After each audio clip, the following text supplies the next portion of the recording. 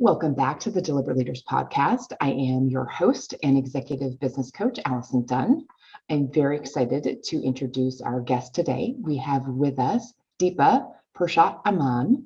She was the first senior partner at Deloitte, where she spent more than 20 years focusing on women's leadership and inclusion strategies to help women of color navigate corporate structures. She was the first Indian American woman and also one of the youngest people to make partner in the firm's entire history, which I think is amazing. After leaving Deloitte in 2020, Deepa co-founded N-Formation, which is a membership-based company community for professional women of color, offering a brave, safe new space and helping women of color in C-suite positions and on boards. Deepa is the author of The First, The Few, The Only, How Women of Color Can Redefine Power in Corporate America, where she shares stories from other women of color and lays the groundwork for how women can unearth their power and channel it to redefine success for their most authentic selves. Deepa, thank you so much for joining us here today. Thank you for having me. I'm excited to be here. It's my pleasure. I love to kick these off with a deliberate conversation, and I'm hoping that you will share a deliberate leadership tip of your number one tip that you would give to leaders. I think it's that we just need to listen more and maybe listen differently, that so many of us think we listen. But we're just in this day and age where I think listening is very different, and listening is empathizing, but listening is also I think really trying to understand and put yourself in the other person's shoes. So I think that would be my feedback. We all need to listen better. And we're in a moment where listening, I feel like, is evolving and is very different than what it meant, 10 years ago. Yeah, I would agree. I feel like listening is one of my superpowers. And I feel like it's a way that I get to show a lot of love and energy to people. Yeah. So I completely agree. That's awesome. So you write about the fact that the structure of corporate America was not built for us or by us. What does that mean for women of color trying to navigate their careers? Yeah, I think in a lot of ways, and it's funny, like I also talk about corporate America not being a meritocracy. And I feel like sometimes when I say that, people's eyes get really big, but there's more openness, I think, to that conversation now than ever. And all I'm trying to say is that the spaces that have been created didn't necessarily consider, I think, women, and by the way, in general, in mind when they were created. So I don't think I'm saying anything very shocking, but I think as a result of it not being created by women of color, for women of color, there are ways in which the system just doesn't work for us. And there's just changes that need to be made so that more of us are not just surviving, but thriving. When I open the book, I talk about a conversation I had with Renee Myers, and she's the VP of Inclusion at Netflix and basically their Chief Inclusion Officer. And she's a good friend. And when I asked her about inclusion, I expected her to talk about workplaces. And instead, she started talking about airplane design. And she said when her kids were young, she used to really struggle because putting the luggage overhead, and when there was turbulence in particular, would really stress her out. And she would white knuckle, the entire ride. And I jumped in right away because when I was a partner with Deloitte, I sometimes traveled 3 cities a week. I lived on a plane. And I'm 5'1". And so for me, I wasn't traveling with children. My issue was my luggage, getting my luggage overhead. When you're 5'1", that is such a process. And if you're not, if you're tall, you don't even think about this. And I've shared this story a few times. And if you're over 5'6", I don't think people think about this, but it's a real struggle. And it's interesting because I worry about it before I get on the plane. And I usually worry about like a half an hour before I get on the plane. And I jumped in with Renee, and I think it's such a great example of like how systems and how processes and even places and environments are designed, because I worry about not belonging before I even enter this really small space, right? And we had this really great conversation because Renee is a tall Black woman. And so here we are as 2 women of color, even having different experiences. And if we were sitting next to a 5'10" gentleman or taller, he might not be thinking about his children, and he may not be thinking about the height, the suitcase issue either. And so it's a great example of how things weren't designed, I think, for all of us in mind. And I went and did some research and found that, when that was designed, decades ago, there were only 2 or 3% of designers who were actually women. So part of the conversation really needs to be that if we're not sitting in the design seats, things like temperature, size, height, comfort are, we're not considered in the same sorts of ways. And I think there's so many examples of that, but I just loved the airplane example because to me, it's such a small space. It speaks to how environments weren't really made for everybody. And we now are in a process of trying to make them work for all of us. It's interesting that you bring that up, having gone back to travel again recently and recognizing that there is something about the plane landing and the luggage moving around above you that it is a fearful feeling. It's interesting, isn't it? Isn't it? Yeah, no. And I also love the example because it's also something when I used to really struggle when that would happen to me and I would, go to put the suitcase up and I would really feel like everyone was watching me. I'd have a huge level of embarrassment. I'd start to, go into my inner voice of why did I pack so much? Why am I wearing high heels? Like, why did I do all these things and make it about me? And that's also in that statement of not made by us and for us. I think women, we tend to internalize a lot of things where the system wasn't made with us in mind. And I want us to get out of that internalizing because we end up thinking we're not enough and we did the wrong thing versus maybe there's just some things that need to change. And had we been sitting in the seats or half the design team, we might have put the suitcase under, our seats versus on top. And again, I'm not saying that's the right answer, but we would have had a different conversation because that process alienates so many people upon just entering, within the first few minutes. It absolutely does. Do you have some insights or things that you'd like to share about what does need to change? Yeah, we brought up listening when we started this. I think part of what needs to happen is companies need to really listen differently. And so I think what we have found, after George Floyd's murder, there were a lot of companies that did soundings where they would get with their Black and brown employees, hold, court for an hour and hear feedback. And when I meet with executives now, sometimes they'll say, well, I now listen to my employees, like I'm hearing what they have to say.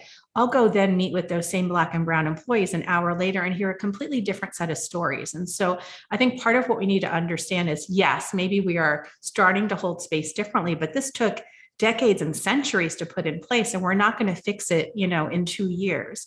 The process of creating safety, psychological safety, of creating open conversations, of creating space takes art, it takes time, it takes trust. And so I think part of my feedback to people is that there is a lot of give and take. There's a lot of patience we need, and we are very early in the journey of creating truly safe spaces for people. Yeah, definitely. In the bio that I read, you kind of indicate being a first. And so how did being a first shape your own workplace experience? Yeah, so a lot of my, own discussion, my own navigation was growing up. So I was born and raised in the United States. My parents are immigrants from India. So growing up at home, we spoke a different language. We ate different food. I grew up in a completely white town. I was one of maybe 4 or 5 students of color in a school of 500. So there's always the sense of being different, but not really fully understanding, because my parents also didn't talk about race at home. There was this conversation of, we came to this country to make a better life for you, so just work harder and everything would be fine, which is great, but it also sets you up to not really understand what's happening around you. And so part of what I have always felt as I navigate spaces was they weren't necessarily, again, made for me, but I also didn't see myself represented. So even as a young girl, I didn't see myself on television. My teachers didn't look like me. There weren't a lot of examples around me. And as I entered the corporate world and kind of rose, there weren't a lot of examples around me. So when you don't see yourself, I think you innately start to question, do you belong? Which, I think would happen to anybody. And then I think secondly, you start to question, like, how is your leadership going to look? Because you don't see it modeled in front of you. So I found that I had to pick and pull from different leaders to create a voice, create a style, to, figure out how to show up in a very different way, because I didn't have that one exact model. I'm not saying it works that way. Like, I think there was a flawed logic in that if there was another Indian woman who looked like me, then maybe I would, just model that. But had I had a couple of more examples of that, I think I may have come to that understanding a little bit faster, easier. And so it was a little bit of a sense of kind of stumbling and not really having places I could go to ask questions. And I did well, and I had a lot of support and a lot of sponsorship, but it came from older white men. And there were just things that we probably couldn't connect on that I had to figure out on my own. Things like giving feedback, getting feedback. I think it's different as a woman of color. It's different for women, right? How you actually give people hard feedback. You can't give it in the same way that I think white men can give feedback. You have to think about how it comes across and your tone and how you're delivering it, just because of the tight, range that we get. And it's even tighter for women of color. So That's what I would say. It's a different process when you're a first. And, what we don't talk about enough, and I interviewed 500 women of color to write the book, is there's a shadow side to trailblazing. There's a shadow side to being a first. There's responsibility and burden.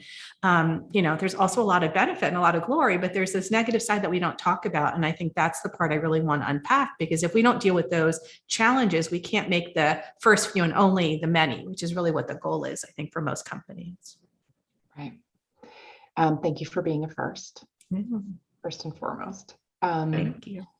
You talk a lot about how we can begin to reframe like the whole like fitting in or leaning in mentality. That has kind of left just women in general feeling burnt out and isolated in the workplace. So how do we do that? So much of the, what we've heard for the last few years, and I don't mean the last 2 years, I mean like the last 5-10 years, was do more, lean in, right? If you just try harder, if you work harder, everything will be okay. And it's interesting because that's a lot of the feedback that most of the women of color I received. There were these messages that they had to do more and be more just to get to the table. So I think as women, we're already working harder. I think as women of color, we're feeling like there's all eyes on us because there's so few of us. Like we can't mess up. We can't, step out of step. And so there's a real intense sense of perfectionism, of conforming, right? Because the models that don't look like us. So we're kind of fitting in to kind of get ahead. We're sacrificing parts of ourselves, erasing parts of ourselves. And so I call it conforming, performing, and producing. Like there's a lot of effort on those three characteristics. And I think in a lot of ways, it makes it really difficult. And so this idea of do more, fit in more, work harder, be more perfect, I think challenges us. And it causes many of us, 2 out of 3 women that I interviewed were sick. And I don't mean sick like with a cancer clear diagnosis. I mean with like things that doctors found really hard to diagnose. So skin rashes, headaches, stomach aches, heart palpitations, things that I call mysterious illnesses. And I think it comes from the stress of trying to be perfect, trying to do more to not only get to the seat, but once you're in the seat, preserve the seat. So many of the women I interviewed also would say things like, I got to the top, but I didn't feel powerful. And so this real struggle with how do you, how you introduce the whole session, like how do you rise and thrive? How do you rise and stay authentic to who you are? I think is a struggle, candidly, for a lot of women, not just women of color, but I think it's more acute for women of color. In being a first at Deloitte, what would be your number one challenge that you felt at that time? Yeah, my biggest challenge was less around race and gender, more about age, because I made partner, in my early 30s.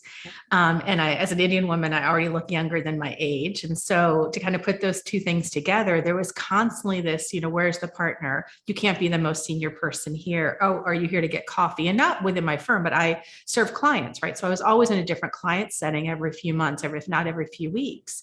And so there was this sense of, that really used to chip at me, until I got older. And now I actually want to stay looking younger. Until when I was younger, that really used to bother me. And I used to really feel like this need to defend it and a real need to overproduce or overcompensate for that, to show them that they were wrong, without realizing like, I don't have to internalize that. That is not me. So for me, it was more in that respect of always looking younger and having to prove that I, deserved to be there and who I was and pull out my credentials every time. That would happen sometimes 2 or 3 times in a day. So I think you end up with this really deep sense of imposter syndrome, which again, is another issue that a lot of women and women of color face. Yeah. What advice would you have for women who are the first, the few, or maybe even the only? Yeah, in the book, I talk about the power of me and the power of we. So I think there's work that we have to do on ourselves to kind of decide, how do we want to show up? What does success look like for us?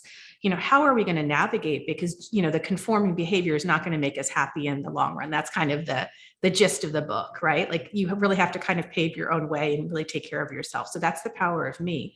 But I think the even more important part is the power of we. Like we have to find each other, whether that's working moms, whether that's women, whether that's women of color. Like there are things that are more difficult for us as we navigate these spaces. And so finding community, finding advice, finding your sister so you can lean on each other is part of what we need to do. And so that we is just so important, especially for women of color. So the whole book started because I was really struggling with leaving. I had known for 3 years my health had been failing me. I knew it was time to leave. as a first, I felt really responsible for staying in my seat. I felt like all eyes that were on me, leaving wasn't just me. I was letting people down. And so I started meeting with women of color. It started one-on-one and then eventually turned into these dozen dinners that we did across the country. And we would get in these rooms, I thought for 1 or 2 hours, and these were senior, women of color. I was just networking. I was just trying to figure out, like, how do I leave? Where do I go? Instead, what happened is 6, 7, 8 hours of conversation of what it was like to be a first view and only, what it was like to navigate in these spaces. And it was so unique because most of us didn't have conversations like that. So I think it showed me, and now my work is really built on this sense of community, that I think once you have each other, once you realize that the obstacles are shared, once you realize that it's not your, your weight in the suitcase, that there are some obstacles that are for everybody, then it frees you and it liberates you, and you can kind of take what's yours and give back the rest. But that takes community and takes us working together and talking about it. Fantastic. Congratulations on the release of this book that just Thank happened you. last month. So Yes. I know that this is an important time to share this message. What do you hope that this book means to women of color? Mm-hmm. Again, I wrote the book for women of color. I'll just share with you, I'm really surprised who's picking it up. So it's a lot of white allies and white leaders who are picking it up, a lot of white male leaders who I did not expect to pick up the book. They were all the early readers. And so it's been really exciting, right? That there is this desire for like a greater conversation. And I think a sense that the workplace is different and does show up differently, but there's not really been the space to understand how and where. And it's hard to ask those questions, like, tell me how it's really different. I think is hard for a lot of white male leaders in particular to ask. So that's been really surprising. For women of color, I wanted them to see themselves. There's so few business books written by us for us. Less than 11% of books are written by women of color. When you look at like all the thought leaders out there, they're usually white men. And I wanted us to see that we have ideas, we have differences, that we have perspectives to put out there, and that there are different ways of leading and different ways of doing business. And that, that once they saw themselves, maybe they would let go of some of the challenges and stop the internalization and the self-doubt and see that they can free themselves. Yeah. Talking about like the internalization of that, and like how we, not we, but how you're saying that people feel like they need to work harder. Mm-hmm. What suggestions, or how can, what advice do you give to help them move past the idea of working harder to get ahead? I think I have the conversations around, the studies and the data around how so many of the women are burnt out. And by the way, we're in this moment where the last few years, I think have made many of us question the space that work takes in our life, and questions around burnout. So I usually start with that sort of data and ask questions about where they are in their own process. And then I think I share with them, what are you really trying to accomplish? Like, what does success look like for you? Like, what do you want your life to be like? And so it's almost a little bit of a visioning process and figuring out what is working for you and what is not working for you. And if you could create like your ideal workplace or your ideal role or your ideal life, like what would that look like? Waking up in the morning and kind of going to bed. And I think we don't often let ourselves think those things. We don't often let ourselves start with a blank sheet of paper and really dream. And we're in this moment where so much of work is being redone, and we get to ask those questions. We get to do things differently. And so I think it starts there. It starts with realizing you don't have to keep doing the same thing, that you can ask yourself different questions, because if you don't know what you want, how can you go ask anybody else for it? Right? You can't. Yeah. You can't. That's a very, very, I resonate with that. It's a very big coaching moment with almost every leader or executive business owner that I work with. And it's a very powerful exercise to go through of how do you want to design it? How do you want your life to be, especially because work is such a big part of it. Absolutely. Yeah, love that. Deepa, we've talked specifically about, the woke so far, but the truth is much of what you've shared is relevant across the full spectrum of underrepresented groups. What commonalities do you see? So I did speak to a lot of men of color. I did speak to, different groups trying to understand what am I trying to talk about. In the book, I even pull apart, this is different for Black women. This is different for, Indian women. And I try and explain where possible, where there are nuances. So it's not the same. I want to be clear about that. What I found is I think men of color also struggle with their voice. They struggle with how to show up. They struggle with how, the stereotypes, the microaggressions, they struggle with Some of the challenges even at home. One of the biggest findings that I found is there's a different life experience at home for a lot of the women I interviewed. Their family expectations. A lot of the women I interviewed were expected to raise their children and cook and clean themselves. Like that wasn't something that they could outsource because their family saw that as a negative thing, and especially in some of the Asian families that I spoke with. And so really understanding that. So I think some of the challenges are the same for the men of color that I spoke with, but I also found that there's a different layer, right? There was a different layer of sexism. There was a different layer of sexual harassment. There was a different layer of just patriarchy that was there for the women of color. So I do think some of the challenges of navigating a space when you're not in the majority or the examples that have power is different, but I think some of the nuances for women of color are really different and not something that we've really openly talked about. And I think that's also what's changing right now. Thank you.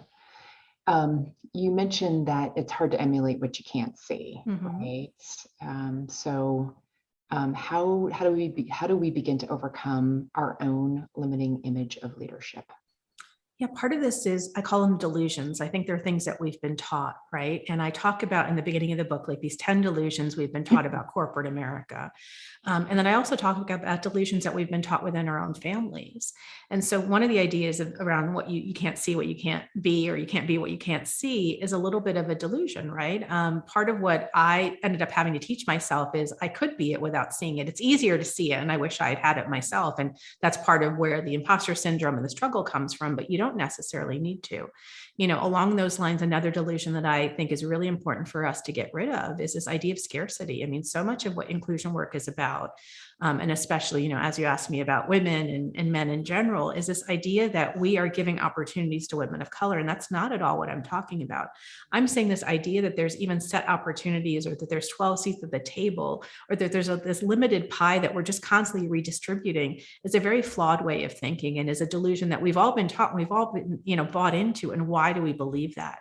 So some of this work is really about asking the things that we believe, not only about ourselves, but around the system, and then really working together in groups to change that and to think about it differently. Nice. I know that challenging the status quo is a very powerful thing to do, for sure. Yeah. It's, I guess, and just kind of a final few questions. In what ways do you think that workplace cultures really must evolve? I think for a lot of workplace cultures, they're trying right now. I think there's a sense, as the book came out, like I said, I wasn't sure who was going to embrace it and who was going to want me to talk about it. And there's been a lot of acceptance, and a lot of companies have asked me to come in and talk about it. And they're not asking me to sanitize what I'm talking about in a way that I would have had to a few years ago. So I think there's a lot of interest. I think, unfortunately, a lot of companies and a lot of leaders don't know what the work is, don't know what to do next. Like, they want to do better, but they don't know how. So we started with, I think listening is the first step. I think really asking and having, women of color and people of color help design the future as part of this conversation. I think really understanding that this is going to take a long time as part of this discussion. And I think, educating ourselves and understanding our own biases, understanding what we can do better. I talk in the book a little bit about microaggressions, and I tell women of color to be ready, because they're going to be racist incidents or microaggressions that happen around them. And we haven't really been taught what to do when they happen. And what I'm realizing as I talk to more and more leaders and more companies is that allies, who I call co-conspirators in the book, also haven't been taught what to do when those things happen. So it's a little bit of, we all just need to practice. We all need to realize that we have not been given the tools around race and race conversations. And so how do we almost be patient with each other as we're all figuring out, like, what are my boundaries? How do I speak up when this doesn't work for me? And when do I intervene? And so that's really my thought and my advice as part of this, is we're kind of doing the work on race as we're improving companies all at the same time. But I also think it's so important, because companies are also where we actually interact with people who are different than ourselves. There's a lot of research in the book, and one of the tidbits is that we tend to live next to people who look like us, who have similar backgrounds. And I won't go into all that, but if work is one of the only places where we actually are around people who are different from us, that's where we have to do this kind of work, even if some of us don't think it's actually part of our job. And so it's really realizing that workplaces, like, this is where this kind of work has to happen, but we're all just in the beginning stages of having to, of figuring out how to do it. Right. I think that's an excellent observation. So I guess my final question is, how can we create cultures of belonging? What would do we need to do that? I think the number one thing we have to do is really creating safety, right? So understanding what makes people feel safe. How can you be a leader that actually makes space for someone, and really having, I think, different conversations than we've had before. I tell a story in the book where I interviewed Stacey Brown Philpott, and she was the CEO of TaskRabbit. And I just happened to interview her the week that her family got a puppy. And she said to me, Deepa, I didn't really want this puppy, but my family wanted the puppy. So we got the puppy during COVID. And the puppy follows me around of all the people in the family. And so she was a little bit dumbstruck by that. And she shared with me, she thinks it's because she is stern, but she's also approachable, that she has a leadership style that makes the puppy feel safe. And we had this big conversation about power and about leadership. And she was saying, like, instead of leaders telling people what to do and expecting them to follow, or it being top down, what if leadership and what if, what we really are trying to create is spaces where people follow because they innately feel more safe. And I just think that's really what we're talking about. To have belonging, you need safety, and they need to go hand in hand. And they're going to, my sense of safety is going to be different than yours. And that's, I think, part of what makes this hard, and part of why the listening and part of the conversations in the safe spaces are so important, because we have to figure out what is going to make everybody feel safe, or enough people feel safe that we're having a different kind of conversation. And I think that's the first step to belonging. Yeah. Deepa, thank you so much for this conversation. Thank you. Thank you for having me. What is the best way for people to connect or follow you? Absolutely. So probably off my website. So Deepa Puru, DeepaPuru.com, and information the company, about the book, and also all the speaking that I'm doing is all, housed there. So. Fantastic. Well, I am excited for your book, and I'm sure it will be incredibly successful. Thank you so much. Thank you.